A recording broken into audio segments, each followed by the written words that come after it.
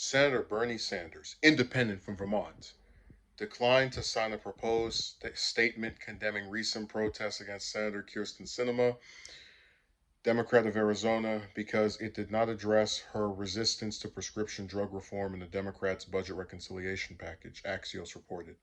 Footage circulated over the weekend of activists following Sinema into a bathroom at Arizona State University where she teaches and calling on her to support the 3.5 trillion reconciliation package. Sinema blasted the move in a statement on Monday, saying it was not a legitimate protest. I don't know what is legitimate, but okay. Jeff Geertz's communications director for Senator Cory Booker, Democrat of New Jersey, coordinated a joint statement among lawmakers condemning the protest against Sinema, asking senators' offices if they'd be interested in signing and mentioning Booker was open to edits, according to screenshots of the conversation. Sanders' communication director, Mike Koska, asked for a line to be added. The proposed change would have included, while we hope Senator Sinema will change her position on prescription drug reform and support a major reconciliation bill before an already existing line saying whatever happened in that video was a violation of her privacy that has no place in our public discourse, and resolutely condemn it. Geertes apparently told Casca, "My boss can't agree to that edit," to which Sanders' office replied, "Sanders will not be signing, so please cut Senate Democratic leadership team" from headline. Axios report that the communication was confirmed by several senators' offices. Those close to the Arizona senator have reportedly been upset that the White House and fellow lawmakers have not been more vocal in condemning the protest. In her statement earlier this week, Sinema said, "It is unacceptable for activist organizations to instruct their members to jeopardize themselves by engaging in unlawful activities such as gaining entry to closed university buildings, disrupting learning environments, and filming students in a restroom." The Hill has reached out to Booker, Sinema, and Sanders for comment. The reconciliation package has created a wedge between Democrats who are struggling to break an impasse on both the bipartisan infrastructure bill and the much larger reconciliation package. While the majority of Senate Democrats agree with Sanders' insistence on a 3.5 trillion price tag on the reconciliation bill, they have indicated a willingness to narrow down the package. Senator Joe Manchin, Democrat of West Virginia, has opened the door to a figure in the range of 1.9 to 2.2 billion, while Sinema has continued to say little about her terms for supporting the bill. She won't clarify her, like, at least with Manchin's goofy behind, we know what specifically he would like, or we have some idea of it. Um,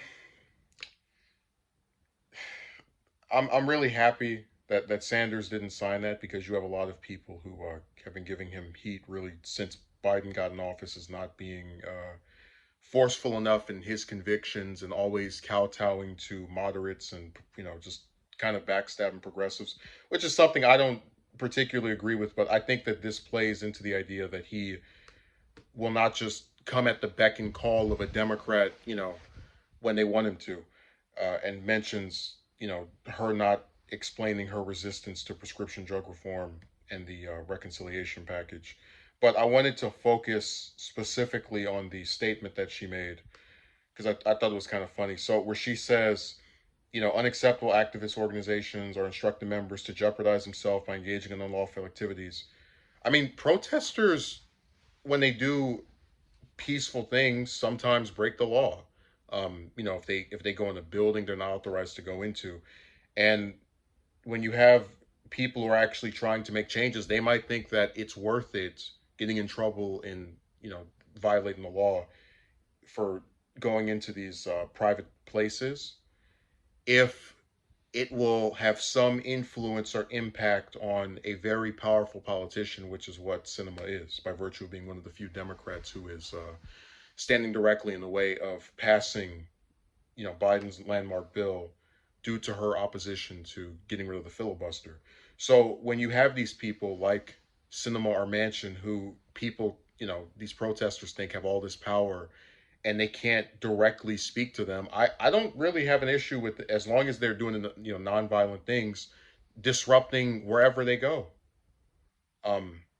If you want to sit here and be part of the DNC, Democratic Party, and then as a member of the Democratic Party get in the way of why the Democratic president can't pass his landmark bill, I don't have any sympathy for you. So I think, if this really bothers her, she should just support the bill, because the only reason she's getting targeted is because of her opposition to it. And if she wants to stick to her guns, she can keep on having these people go and break the law to protest. I see nothing wrong with Sanders not supporting signing that stupid statement, and I'm glad he didn't, because these politicians have so much power, and then when they get the tiniest pushback, like someone showing up at the school they teach at and yelling something, "Oh my God, please, fellow powerful senators, please sign this joint statement that we shouldn't protest in this type of way." It's like, no, if you like, Sinema has the right to oppose the bill, but she can't control the response to her doing that, which can include protest that she might not like because of the way in which they're conducted. So I'm glad Sanders didn't sign that, and I'm fully on the side of protesters on this one. If they get in trouble, with the law for this type of stuff, maybe they think it's worth it if it means disrupting a very powerful politician that otherwise would ignore them and their concerns.